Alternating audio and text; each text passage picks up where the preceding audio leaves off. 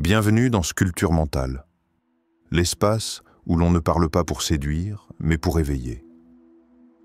Ici, chaque mot est taillé comme une pierre brute, destinée à sculpter ta perception, à déconstruire les illusions et à t'amener au cœur de toi-même. Aujourd'hui, nous plongeons dans une question que peu osent vraiment affronter. Et si ce que nous appelons immaturité féminine était bien plus qu'un défaut individuel? Et si, derrière les silences, les hésitations, les sourires convenus, se cachait un monde de mécanismes invisibles, de rôles imposés, de peurs héritées? Jung ne s'est jamais contenté de catégories superficielles. Il scrutait l'âme humaine comme un archéologue fouille un sol ancien, en quête de couches enfouies, de schémas invisibles, de vérités souvent inconfortables. Avec l'aide de la pensée de Carl Jung, nous allons explorer ce qui se joue dans l'ombre, non pas pour juger, mais pour comprendre, pour libérer, et pour laisser naître la femme entière, celle qui n'attend plus qu'on la choisisse, mais qui se choisit elle-même. Le plus grand problème de la femme n'est pas l'homme, c'est sa propre ombre. Prépare-toi. Ce voyage n'est pas fait pour conforter, il est fait pour transformer. Bienvenue dans Sculpture mentale, là où l'esprit s'affûte et où l'âme reprend forme. L'archétype de la fille éternelle, une prison en robe de soie. Il existe, tapis dans l'ombre de certaines femmes, une figure silencieuse et pourtant obsédante, celle que Carl Gustav Jung appelait la fille éternelle. Elle n'a pas d'âge, pas de rides, pas de voix trop forte. Elle vit dans une bulle rose, pâle, comme si le monde était trop brut, trop vaste, trop sérieux pour elle. Elle charme, elle attend, elle esquive. Son esprit flotte, suspendu dans un entre-deux, plus une enfant, pas encore une femme. Elle danse sur les marges de la maturité sans jamais y entrer vraiment. Elle veut être vue, mais à travers un filtre flatteur. Aimer, mais sans se compromettre. Vivre, mais sans risquer la chute. Carl Jung identifiait cet archétype comme un schéma inconscient collectif, une structure profondément ancrée dans l'inconscient féminin qui se manifeste quand la croissance psychique s'interrompt. Ce n'est pas de la paresse émotionnelle, c'est un mécanisme de défense contre la douleur de grandir. Ce que vous ne rendez pas conscient vous revient sous forme de destin. Carl Jung. L'archétype de la fille éternelle habite les contes, les chansons populaires, les icônes de culture. C'est la princesse charmante, la muse mélancolique, la fille trop mignonne pour être vraie. Mais dans la vraie vie, elle peut devenir une prison douce, une cage décorée de soie. Elle redoute les conflits parce qu'ils mettent en péril sa façade. Elle évite l'introspection, de peur d'y découvrir une femme qu'elle ne connaît pas. Elle préfère plaire que construire, désirer que se dévoiler. Elle dit « Je veux un amour pur ». Mais elle veut surtout un amour sans miroir qui ne lui renvoie pas l'image de ses propres failles.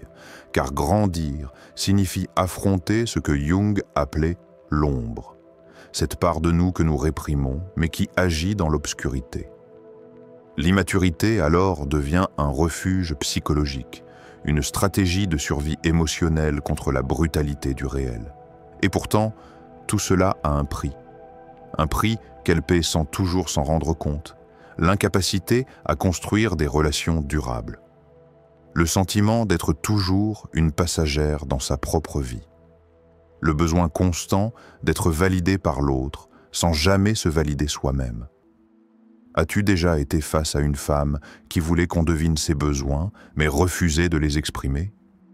As-tu déjà aimé quelqu'un qui attendait qu'on la sauve d'elle-même, sans jamais vouloir se regarder en face? Et toi, fuis-tu parfois cette maturité émotionnelle quand elle devient trop lourde à porter?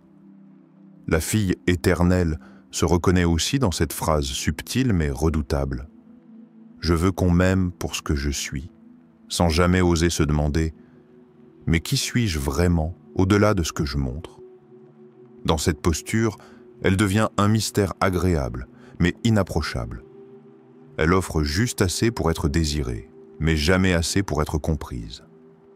Elle vit comme une illusion bien montée, une projection douce, une esquisse de soi jamais achevée.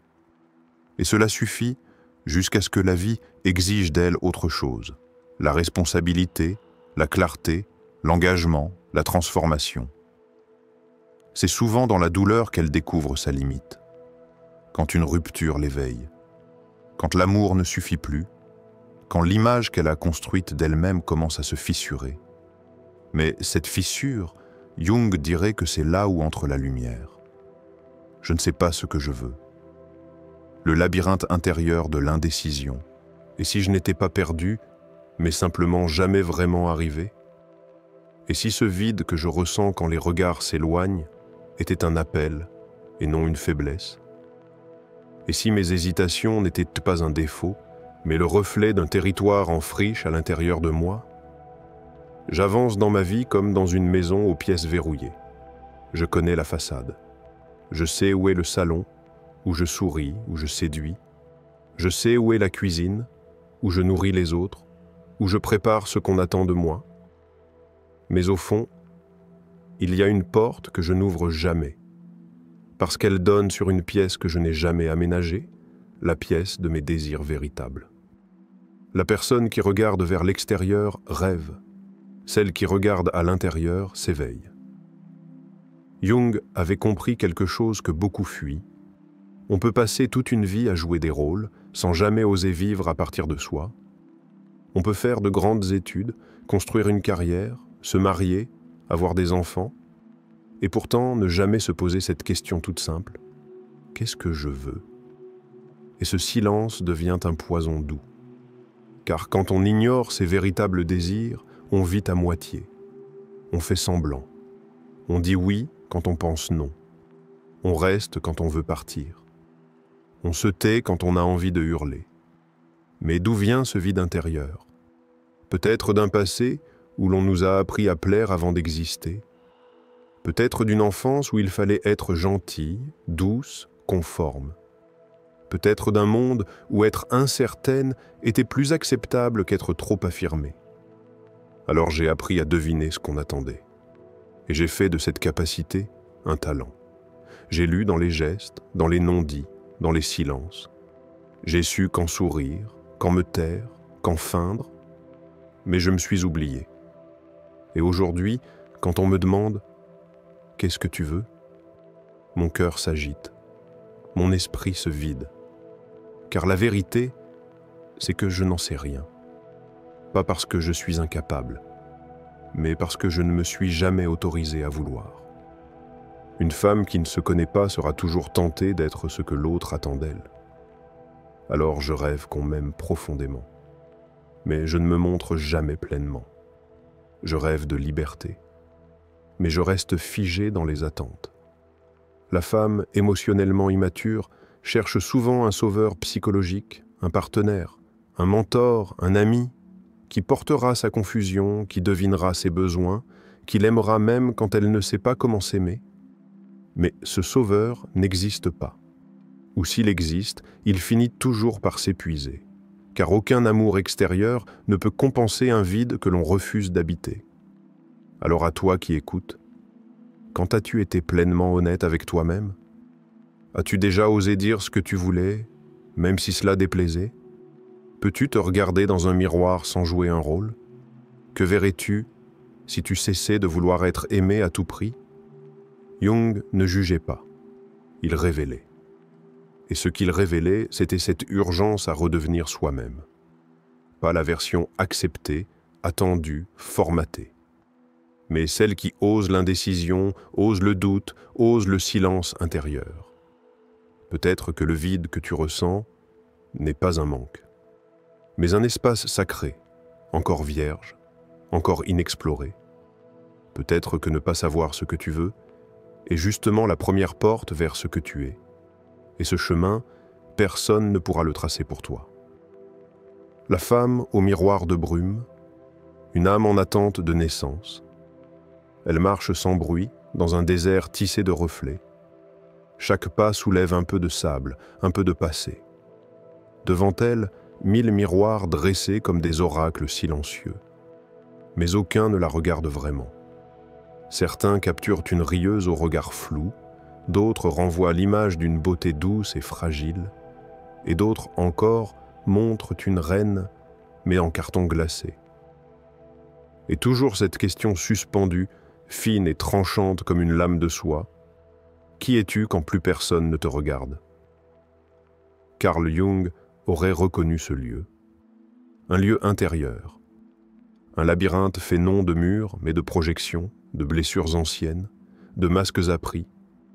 Il aurait parlé d'ombre, d'anima, d'individuation, mais il aurait surtout su que cette femme n'est pas perdue. Elle est en gestation. On ne devient pas éclairé en imaginant des figures de lumière, mais en rendant l'obscurité consciente. Elle porte en elle un puits très ancien. Mais elle n'a jamais osé y descendre. Pas par paresse, mais par peur d'y trouver non pas de l'eau, mais du feu. Un feu qui brûlerait l'image d'elle qu'on aime tant, l'image sage, belle, serviable, délicate. Car sous les robes suspendues dans son placard intérieur, l'amie parfaite, la compagne idéale, la muse éthérée, il y a une nudité qu'elle ne connaît pas encore. Pas celle du corps, mais celle de l'être.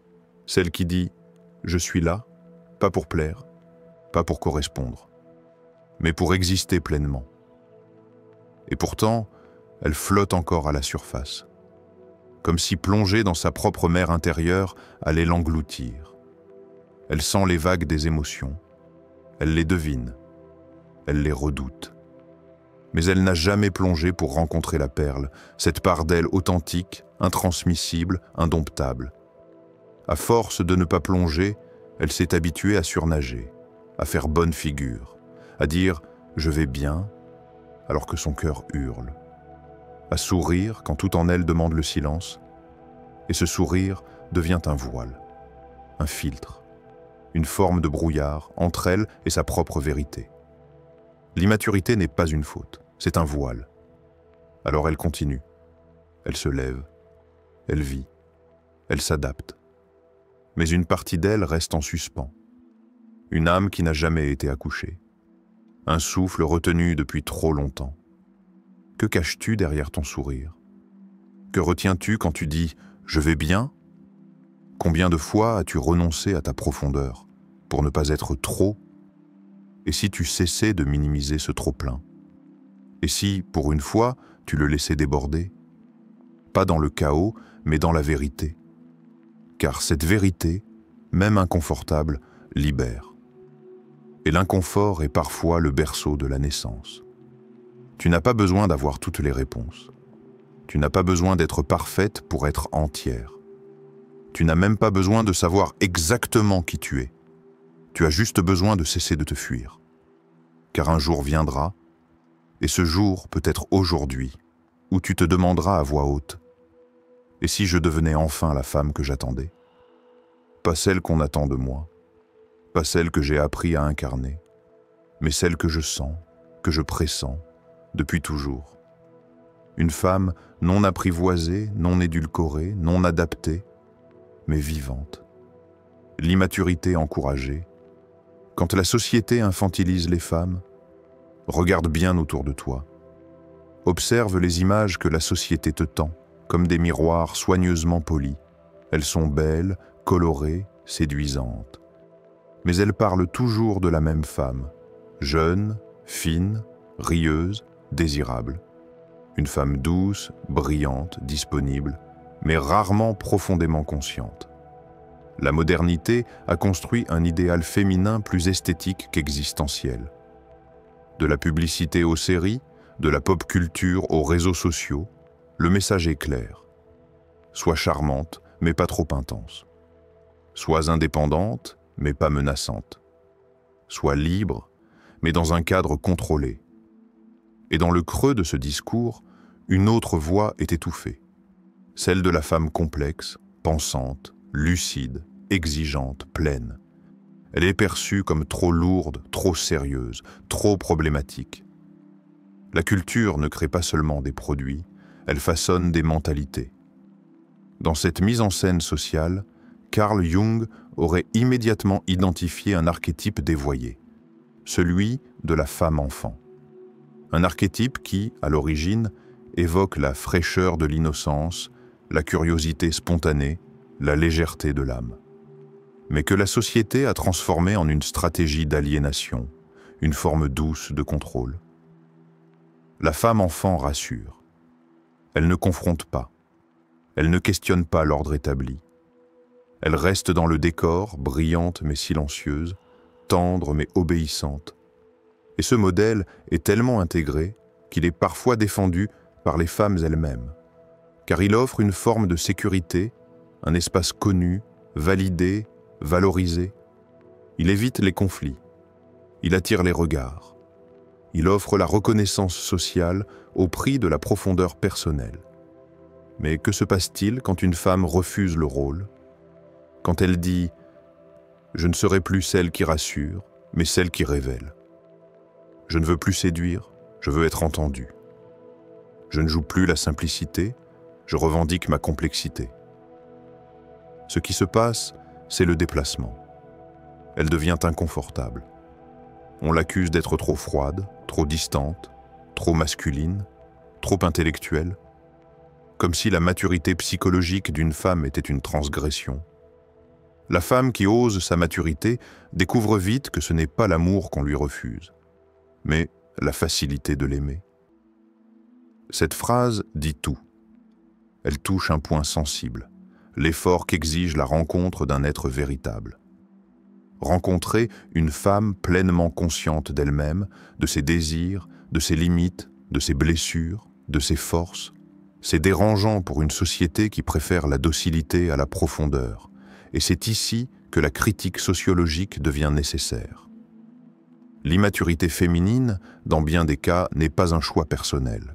C'est une réaction conditionnée, une adaptation à un environnement culturel qui punit l'autonomie intérieure. Une femme trop libre n'est pas charmante.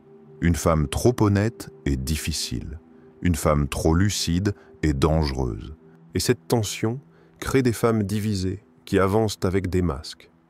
Elles savent qu'elles ont plus à offrir, à dire, à ressentir, mais elles apprennent à se taire, à douter d'elles-mêmes, à choisir le silence plutôt que le rejet.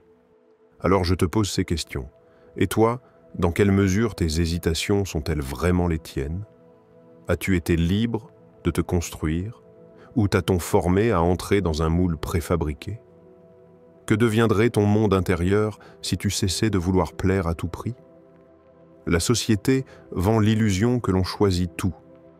Mais quand les choix sont biaisés par des représentations culturelles dominantes, la liberté devient une mise en scène bien orchestrée. L'immaturité devient alors un rôle appris, un costume social. Et le plus difficile n'est pas de le porter. Le plus difficile, c'est de s'en défaire sans perdre l'amour qu'il a porté. Mais il y a un éveil possible. Un moment où l'on dit doucement « Ce rôle ne me suffit plus. Je ne veux plus d'une existence réduite à la surface. Je veux m'habiter moi-même. » Je pensais être libre. Le récit d'Élise, 36 ans, en face à face avec son immaturité, je m'appelle Élise. J'ai 36 ans. Et pendant longtemps, j'ai cru que j'étais libre. Libre parce que je n'avais besoin de personne pour subvenir à mes besoins. Libre parce que je pouvais voyager seul, prendre mes décisions, refuser les attentes sociales classiques. Libre parce que je souriais fort, je parlais vite, et que je donnais cette impression d'avoir tout compris. Mais derrière cette liberté affichée, il y avait un fil invisible. Un fil que je n'osais pas tirer. Parce que ce fil était tissé d'illusions. Ce n'était pas de la vraie liberté. C'était une liberté de surface. Un jeu que je maîtrisais parfaitement. Donner l'image de la femme forte, mais ne jamais vraiment me confronter à ce qui me faisait mal. Ce fil, je l'ai vu pour la première fois clairement un jeudi après-midi, dans le cabinet de mon psy. Je venais, comme souvent, me plaindre d'un schéma qui se répétait. Je tombe toujours sur des hommes distants. Je m'épuise à les faire exister. Et à la fin, je me sens abandonné. Il m'a regardé calmement. Puis il a dit une phrase, une seule. Mais elle a suffi à faire trembler tout ce que je croyais être. Peut-être parce que vous êtes toujours cette fille qui attend qu'on vienne la chercher. Je suis resté figé, comme si quelqu'un venait de m'arracher le masque sans crier gare. Moi, la femme affirmée? Moi, celle qui n'a besoin de personne? J'étais encore la petite fille qui attend qu'on vienne combler le vide. Un vide que je remplissais avec des validations. Les tu es brillante au travail. Les tu es spéciale en amour. Les tu es toujours là pour les autres, en amitié. Mais tout cela était construit sur une stratégie. Donner ce que l'autre voulait pour être aimé, sans jamais montrer ce que j'étais vraiment. J'ai été aimé pour ce que je donnais, pas pour ce que j'étais. Et là, tout s'est enchaîné dans ma tête. Mes anciennes relations, où je m'effaçais dès qu'un conflit surgissait. Mes décisions professionnelles, prises en fonction du regard de mes parents ou de mes collègues. Mes silences dans les dîners, mes sourires mécaniques, mon besoin constant de contrôler ce que les autres voyaient de moi. Carl Jung parle de l'ombre, cette partie de nous que nous refoulons, mais qui finit toujours par se manifester. Et pour moi, cette ombre, c'était le vide. Un vide si bien décoré, si bien dissimulé, que même moi je l'avais oublié. Mais il revenait chaque soir dans le silence, dans les insomnies, dans les moments où je me sentais comme une étrangère dans ma propre vie. Je ne craignais pas la solitude. Je craignais bien plus. Devoir m'aimer sans témoin, sans spectateur, sans contrat moral. Je craignais de me dire « je me choisis » sans entendre en retour « tu as raison de le faire ». Alors j'ai commencé à retirer les couches, une par une. Celle de la femme parfaite, celle de la gentille, celle de la toujours disponible. Et tu sais quoi? Ce n'était pas confortable, ce n'était pas glorieux, c'était même brutal. Mais c'était réel. J'ai découvert une autre Élise, pas forcément meilleure, mais plus vivante. Une femme qui disait non, même quand ça tremblait.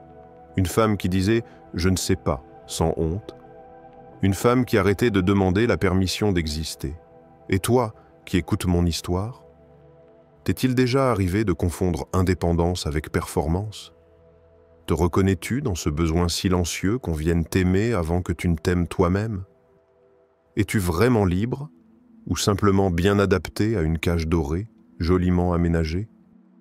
Je ne suis pas arrivé au bout du chemin, mais j'ai quitté le décor. Je regarde moins les reflets, je commence à écouter ce qui vibre à l'intérieur. Ce que je découvre n'est pas toujours beau. Mais c'est vrai. Tu es resté jusqu'ici. C'est que quelque chose en toi résonne. Peut-être un souvenir. Peut-être une blessure.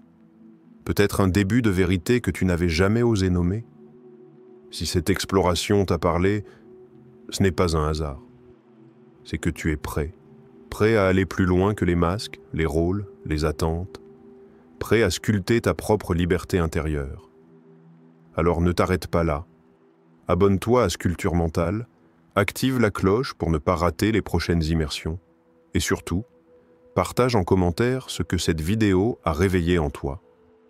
Tu peux simplement écrire « Je me choisis » ou poser la question que tu n'as jamais osé poser.